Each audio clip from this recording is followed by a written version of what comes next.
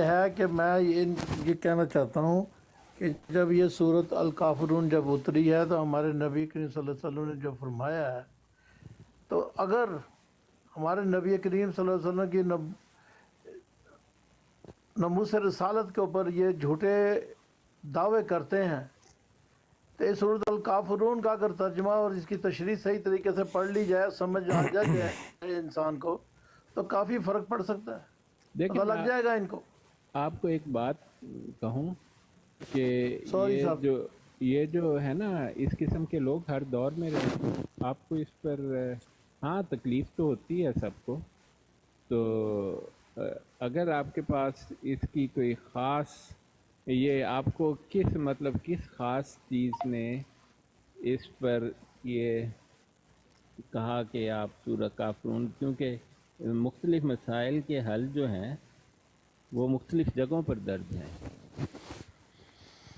میں نے اس لیے یہ کہا کہ ایک تو یہ اس سے تشبیہ دے رہا ہوں اس چیز کو، ان قادیانوں کی اور یہ مرزا جیلمی کی باتوں کے اوپر، اور جو میں دوسری کہنا چاہتا تھا کہ اگر پاکستان وارث وجود میں آیا تھا تو دو نظریہ جس کے اوپر یہ آیا تھا تو یہ سورۃ الکافرون میں بتا دیا گیا۔ آج تک تو کسی علماء کرام نے صحیح طریقے سے اس کے اوپر مجھے لگتا ہے کہ یہ چیز بیان نہیں کی ہے۔ میں نے تو جو کچھ آج سنا ہے اور پڑھا ہے اس کے اوپر اچھا، تھوڑا آپ نے بہت، کیا میرا پڑھا؟ تو آپ دل پہلے ہل ہمیں گیا۔ تو بتائیں تو صحیح، آپ نے کیا پڑھا؟ میں نے تو یہی پڑھا کہ اس کا ترجمہ میں نے جب پڑھا کہ نجیب کہ میں کیا بتاؤں، میرا دل رو رہا ہے اندر سے، میں کیا نہیں کہوں نہیں آج نہیں، مجھے بات تو کرنی یہ چاہیے۔ یہ ان کی یہ کھرا سچ ملک صاحب کی باتیں سن کے یقین کرو مجھے بہت دکھ ہوا کئی چیزوں سے، کہ مرزا جیلمی کو انہوں نے اس کو بیان کیا کہ اس نے یہ کہا، اس نے یہ کہا، نہیں وہ نہیں، وہ یہ تو کہہ رہا، وہ مرتد یہ کہہ شخص ہے، اس کی کوئی فکر رہا۔ کرنے کی ضرورت نہیں ہے۔ ہاں جی، تو ہاں جی، آپ بتا رہے تھے سورہ کے بارے میں۔ قل یا ایھا الکافرون لا ہاں عبدو وہ ہے، ماتا وہ تو عبدو۔ ہے۔ اعوذ باللہ من الشیطان الرجیم، قل یا ایھا الکافرون لا اعبد ما تعبدون ولا انتم عابدون ما اعبد ولا انا عابد ما عبدتم ولا انتم عابدون ما اعبد لکم دینکم ولی کم دین۔ دین کو دی۔ کہ اس کا مطلب ہے کہ کہہ دیں کہ اے کافرو، میں تمہارے معبود، نہ میں تمہارے معبودوں کو پوچھتا ہوں، نہ تم میرے معبود کو پوچھتے ہو، اور نہ میں تمہارے معبودوں کی پرستش کروں گا، اور نہ تم اس کی پرستش کرو گے جس کی میں عبادت کرتا ہوں۔ تمہارے لیے تمہارا دین اور میرے لیے میرا دین۔ یہ اس کا ترجمہ ہے، مطلب ایگزیکٹ ترجمہ تو نہیں ہو سکتا، لیکن ایسا ہے۔ السلام علیکم ڈاکٹر صاحب۔ وعلیکم السلام۔ بہت شکریہ۔ اچھا ڈاکٹر صاحب، یہ جس وقت بات ہو رہی تھی شاہد بھائی کی بلاٹ پہ، تو ایک تاسی گیل صاحب تھے، انہوں نے بھی ایک کوشچن کیا تھا، اور ابھی بھی نیچے بار بار وہ اسی چیز کو کر رہے ہیں سوال، کہ ملفوظات اعلیٰ حضرت حصہ سوم پیج 249 اینڈ 250 پر جو لکھا ہے اس کے بارے میں بھی تھوڑا سا بتا کیا دیں لکھا ہے؟ اگر آپ کو پتہ ہو۔ پتہ نہیں، یہ تاسی گل صاحب بار بار یہی چیز نہیں لکھ نہیں، رہے ہیں ہمیں نیچے۔ بتائیں نا، کیونکہ مختلف ایڈیشن میں مختلف صفحہ نمبر ہے۔ شاہد بھائی اگر ان جی، کو اٹھا لیں، یا تو کچھ جو ہے نا ان کی جو کس بات ہے کو؟ وہ کلیئر ہو جائے۔ یہ تاسی گل کے نام سے جو آئی ڈی بیٹھی ہوئی ہے، ہاں جی ہاں جی ہاں جی۔ یہ پتہ نیچے سوال کر رہے ہیں نہیں، بار بار۔ پہلے تو ہم اس کی بات ختم کر لینا ہاں سورہ گیل سے الکافرون کی۔ میں جی آپ جی کو جی بتاؤں سورہ کاکچ الکافرون پائی چکی ہو تو سر۔ جو ہے اس کی بڑی افادیت ہے۔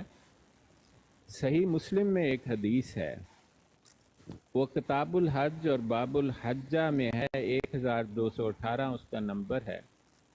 السلام وہاں علیکم جی۔ وعلیکم السلام، وہاں یہ لکھا ہے کہ حضرت ابو ہریرہ رضی اللہ عنہ سے مروی ہے کہ رسول پاک صلی اللہ علیہ وسلم صبح کی 2 سنتوں جب پڑھتے تھے تو ایک رکعت میں قل هو اللہ پڑھتے، پہلے سورہ الکافرون پڑھتے تھے پہلی رکعت میں، اور دوسری رکعت میں قل ہو اللہ پڑھتے تھے۔ مسند احمد میں حضرت ابن عمر رضی اللہ عنہ سے مروی ہے، رسول اللہ صلی اللہ علیہ وسلم نے صبح کے فرضوں سے پہلے کی 2 رکعت اور مغرب کے بعد کی 2 رکعتوں میں 20 اوپر کچھ دفعہ یا 10 اوپر کچھ مرتبہ سورہ یا ایھا الکافرون اور سورہ جو ہے قل هو اللہ احد پڑھی، لیکن اس کی سند جو ہے وہ حسن ہے۔ مسند احمد سے ہی دوسری روایت ہے کہ مہینہ بھر تک میں نے آپ صلی اللہ علیہ وسلم کو ان 2 رکعتوں میں یہی دونوں صورتیں پڑھتے دیکھا، اور اس کی روایت ترمذی میں بھی ہے، ابن ماجہ میں بھی ہے اور نسائی میں بھی ہے۔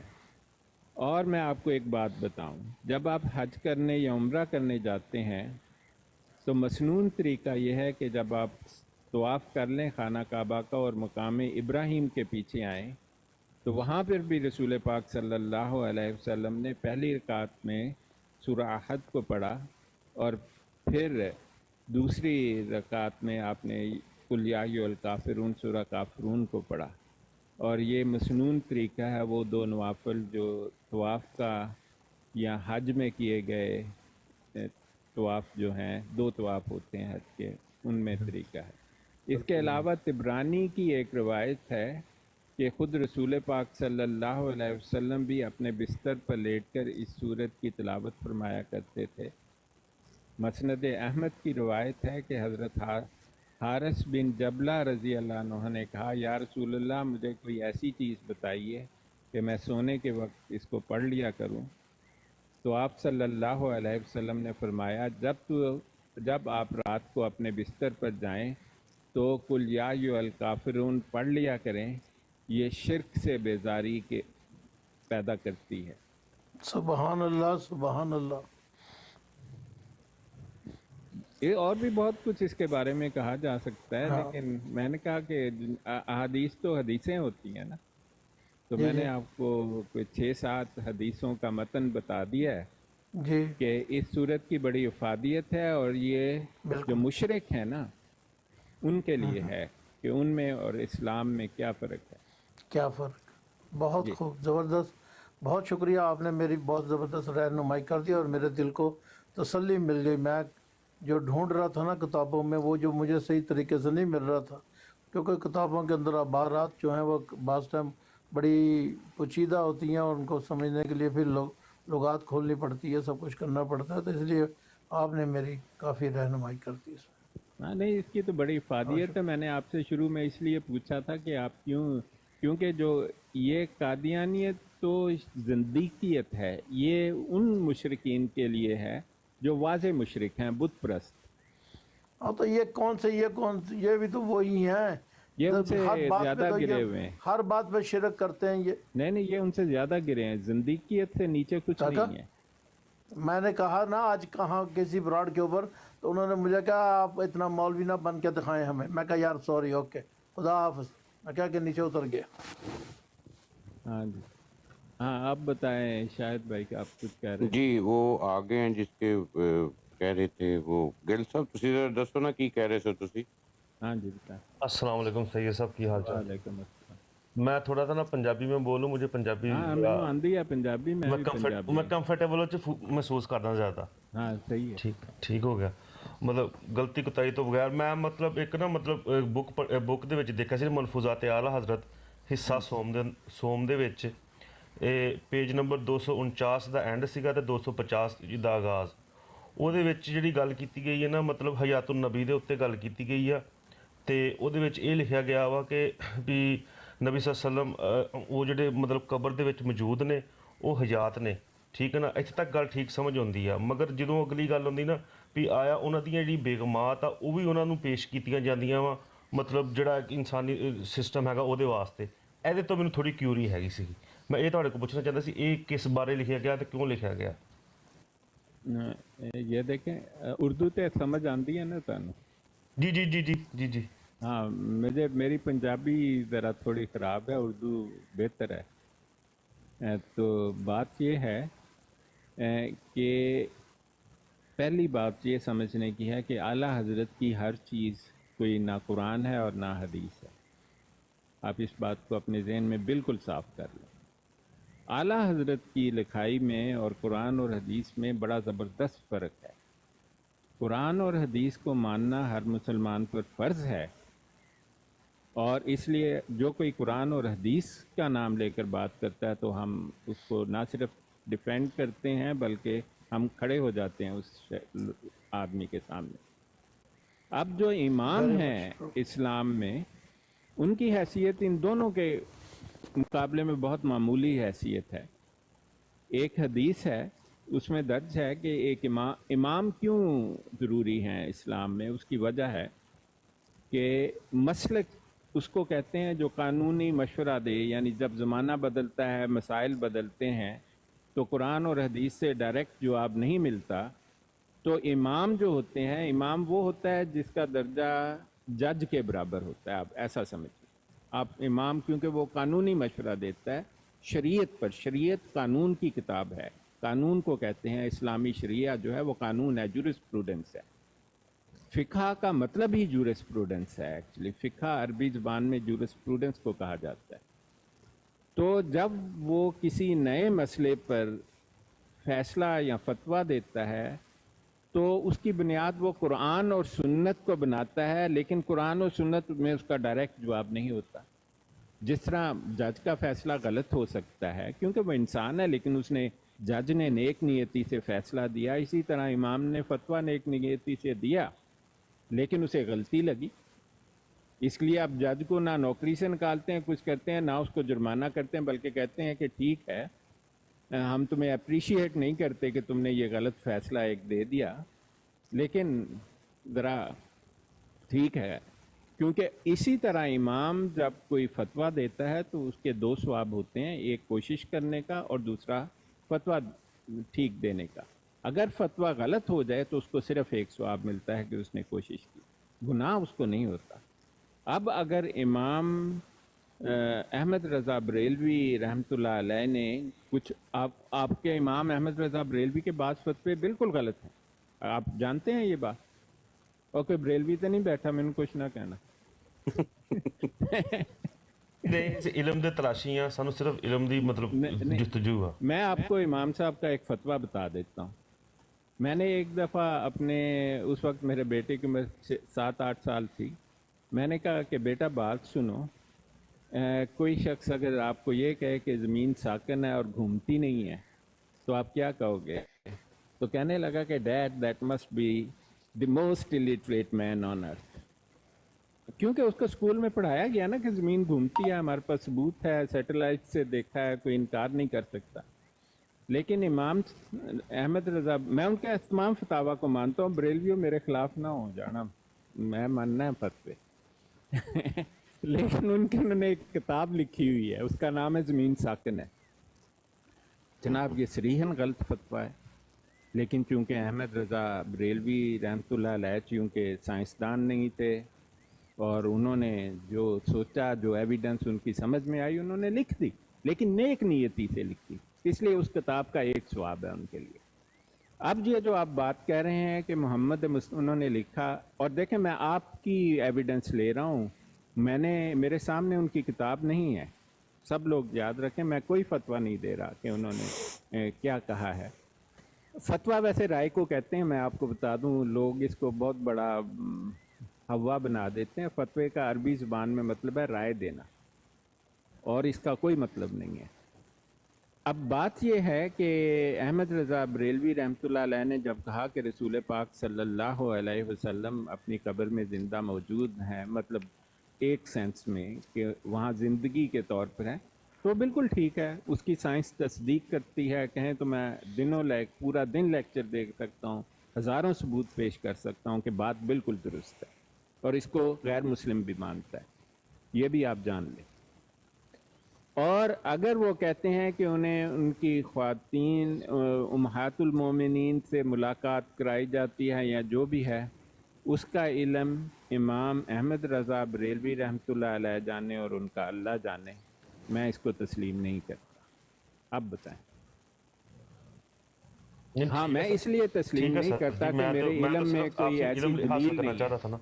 जी मैंने तो सिर्फ इल्म हासिल करनी है क्योंकि जाहिर बात है मेरे जेहन में क्यूरी आ रही थी ना भी ऐसे हाँ, मतलब ठीक है, क्यों ठीक। लिखा हुआ है, समझते हैं? क्योंकि अगर ये एक चीज़ फॉर एग्जांपल जैसे आपने कहा कि आला हजरत के भी जो हैं फतावा कुछ उनमें ठीक नहीं भी हैं, ठीक है ना? हाँ हाँ, तो सबके मेरे सब मेरे कहने का इमाम मतलब अबू है हनीफा के भी ठीक नहीं है। हाँ जी हाँ जी ਹੁਣ ਦੇਖੋ ਇੱਕ ਟਾਈਮ 'ਚ ਨਾ ਤੁਸੀਂ ਬਰੇਲਵੀਆਂ ਤੇ ਹਨਫੀਆਂ ਦੋਨਾਂ ਨੂੰ ऑफेंड नहीं कर सकते। जी मेरे ठीक है, कहने का मतलब मैं अगर हनफी एक भी बुक हूँ। में अगर एक बुक में कुछ आ रहा है ना, मिस्टेक आ रही है, तो जो इस वक्त के उलमा हजरात है ना उनको चाहिए उनको देखकर उनको थोड़ी रिमूव करे, क्योंकि जो नेक्स्ट जनरेशन आ रही है ना उनको यानी कि ना वो गलत गलत फहमियां उनके नहीं दिमाग नहीं में ना पैदा नहीं, हो। आप इस बात को भी दुरुस्त कर लें। इमाम के फतवे को सिर्फ वही इमाम रिमूव कर सकता है, आप जान लें इस बात। मैं इमाम डॉक्टर साहब। अहमद रजा बरेलवी की किताबों को एडिट करने का कोई हक नहीं रखता, आप समझ गए ना? हाँ, हम जब फतवा हमें सुनाया जाता है, और देखें मैं आपको एक और बात बता दूं कि दो किस्म के क्रिटिक्स होते हैं फतवे के। जैसे मैंने कह दिया ना कि मुझे जो आपने बात बताई मैंने मेरे सामने नहीं है, मैंने एक दफ़ा इसको पहले भी सुना है, मेरा दिमाग कहता है कि ऐसी बात सुनी गई है। चूंकि मेरे पास सबूत नहीं है, हो सकता है ये मेरी कम इल्मी हो कि मैं कह रहा हूँ कि ये फतवा ठीक नहीं लगता, हो सकता है मेरी कम इल्मी हो, क्योंकि मेरे पास कोई आपने कहा कि क्या वो अपने रोज़ा शरीफ में ज़िंदा मौजूद है, मैंने कहा बिल्कुल ठीक है, गैर मुस्लिम भी मानते हैं इस बात। दूसरी बात का मेरे इल्म में नहीं है, तो इन जनरल मैं कहूँगा कि नहीं ये बात ठीक नहीं है, आप समझे? क्योंकि मेरे पास जो मेरा इल्म है कहता है कि बात जो है ना उन्होंने किसी बिना पर कही होगी, उसकी तहकीक करनी पड़ेगी। लेकिन इसकी जो है ना दो किस्म के फतावा होते हैं इमाम के। एक वो फतवा होता है जिसको आप छोड़ दें, जैसे ज़मीन साकन है, ठीक है कह दिया, मैं नहीं मानता, मेरे बच्चे भी नहीं मानते, ठीक है बात ख़त्म हो गई, क्योंकि इसको मेरे पर इम्पैक्ट नहीं है, ये कानून नहीं है, ये शरीयत का हिस्सा नहीं है, ये शरीयत पर फतवा नहीं है। इसी तरह जो दूसरा हिस्सा आपने बयान किया है वो शरीयत पर फतवा नहीं है, फतवे की भी मुख्तलिफ इकसाम हैं। तो चूंकि वो शरीयत पर फतवा नहीं है, मैं उसको बड़ी आसानी से इग्नोर कर सकता हूँ। वो अगर मैं तहकीक करूँ तो बदनीयती की तहकीक इसलिए होगी कि मैं इमाम साहब पर कोई फतवा बुरा लगाना चाहता हूँ, और मैं हदीस की खिलाफ वर्जी करूँगा, क्योंकि हदीस ने कहा है, मोहम्मद मुस्तफ़ा सल्लल्लाहु अलैहि वसल्लम ने, अगर इमाम ने गलत फतवा दे दिया फिर भी गुनाह नहीं है, बल्कि एक सवाब है कोशिश करने का। तो इसलिए मैं तो कोई तकलीफ़ नहीं करता कि जाके मैं इस बात की जो मुझे काबिल कबूल नहीं है और ना ही मेरे अकीदे में फ़र्क डालती है, मैं इसकी तहकीक करूं, क्योंकि मेरा अकीदा ये है और ये कुरान पाक कहता है। देखें मैं वो मिसाल देता हूँ लोगों को, सूरा बकरा की। वो यहूदियों से कहा अल्लाह ताला ने, जाओ एक गाय की कुर्बानी दे दो तो माफ़ी हो जाएगी। तो असूल तो ये होना चाहिए था ना कि यहूदी जाते पहली गाय जो नज़र आती पकड़ के कुर्बानी कर डालते थे, कहते या अल्लाह कम हो गया, तो अल्लाह ताला ने कहना ठीक है। उन्होंने मूसा अलैहिस्सलाम ने उन्होंने कहा कि नहीं जी रंग पूछ के आओ, मूसा अलैहिस्सलाम ने कहा पूछाने, उन्होंने कहा उम्र पूछ के आओ, मूसा अलैहिस्सलाम पूछ, और आखिर में एक ऐसी गाय बनी जो ढूंढनी तकरीबन नामुमकिन थी। आप समझ गए ना? तो भाई ये असूल सब के लिए है कि मज़हब आपको आसानी देता है। कुरान पाक में लिखा है जहाँ पर रोज़े के अहकाम है कि अल्लाह ताला आपके लिए आसानी चाहता है, मुश्किल नहीं चाहता। तो आसान सी बात ये है कि क्योंकि वो कोई नबी रसूल नहीं है, मुझ पर उनका वाजिब भी नहीं है फतवा, तो मुझे ठीक नहीं लगा, ना मेरी ज़िंदगी पर असर करता है, तो चलो ठीक है जी, नंबर 2 गलत हो गया, तो काम ख़त्म हो गया, ठीक है जी।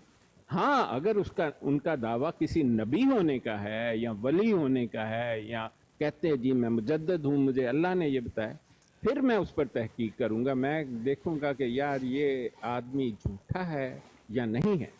फिर मेरा आपका फ़र्ज़ है, क्योंकि उसने जो फतवा जो अपने आप को नबी रसूल मुजद्दद या वली कहता है और फतवा देता है, वो तो मुझको मानना कम अज़ कम वाजिब है। अगर कुरान और सुन्नत की तरह फ़र्ज नहीं तो वाजिब तो बन जाता है मुझ पर, क्योंकि वो तो दावा कर रहा है कि अल्लाह ताला ने उसे बताया। इमाम साहब तो कहते हैं ना मेरे को फरिश्ते आंदे ने, ਨਾ ਮੇਰੇ ਕੋਲ ਕੋਈ ਬੰਦਾ ਆਂਦਾ ਹੈ, ਨਾ ਮੇਰਾ ਟੈਲੀਫੋਨ ਦਾ ਡਾਇਰੈਕਟ ਰਾਬਤਾ ਹੈ ਅੱਲਾਹ ਤਾਲਾ ਨਾਲ। ਉਹ ਤੇ ਕਹਿੰਦੇ ਨੇ ਜੀ ਮੈਂ ਕਿਤਾਬਾਂ ਪੜ੍ਹੀਆਂ, ਮੇਰੇ ਕੋਲ ਇਲਮ ਹੈ। तो ठीक है, गलती हो गई, माफ। क्यों जनाब गिल साहब?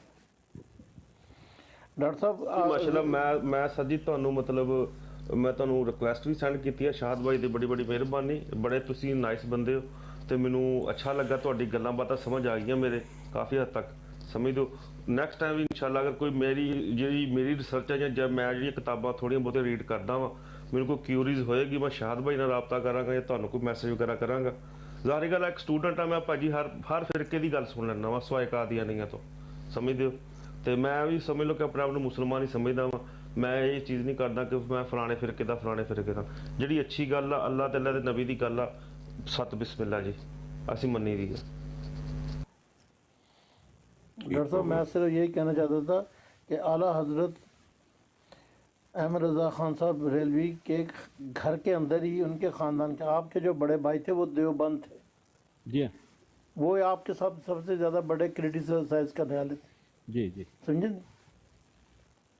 कई लोगों को नहीं पता है इस इल्म का, इसलिए मैंने ये आपको बात ये हाँ, कही नहीं, थी मुझे आपके इल्म है। वजह कि आप इसकी नहीं। चीज़ की तस्दीक कर देंगे। नहीं नहीं, देखें जो देवबंद के उलमा हैं और अहमद रज़ा बरेलवी रहमतुल्लाह अलैह हैं, वो मिर्ज़ा कादियानी मुर्तद के कंटेम्प्रेरी हैं, ये एक ही वक्त में थे।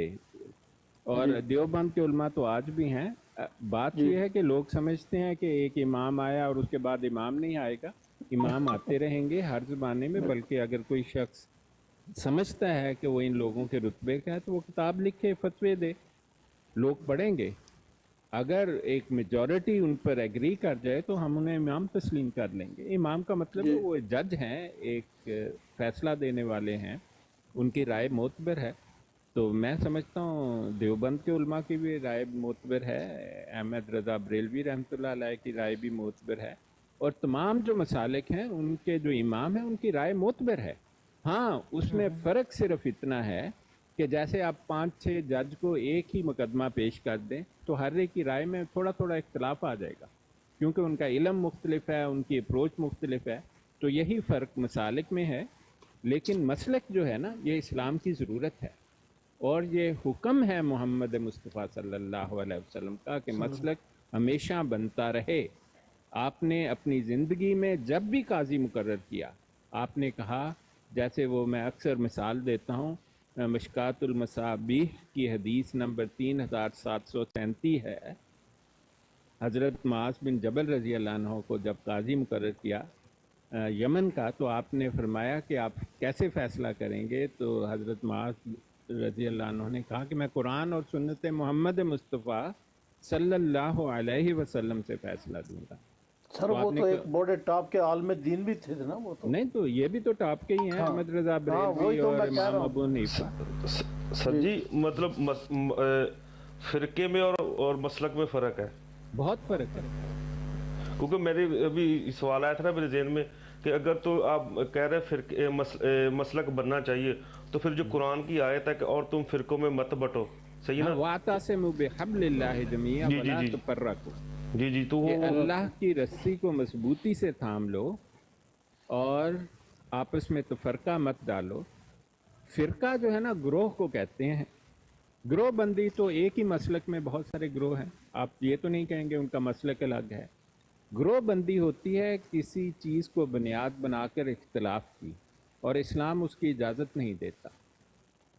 हाँ, मसलक जो है हो वो जो मसाइल पेश आए ज़माने के साथ और उनका डायरेक्ट आंसर ना हो, डायरेक्ट रिप्लाई जवाब ना मिले कुरान और सुन्नत से, तो एक इमाम जो इस काबिल हो कि उसको जज मुकर्रर किया जा सके, वो इस पर अपनी राय दे, जिसे फतवा कहा जाता है। और उन फतावा की कलेक्शन को मसलक कहते हैं आप, जिसे मज़हब भी बाज़ लोग कह लेते हैं। दीन और मज़हब में दीन और मज़हब में दीन और मज़हब में दीन और मज़हब में यही फ़र्क है। मज़हब एक मसलक है और दीन तो दीन इस्लाम है, मिल्लत इस्लामिया का नाम है।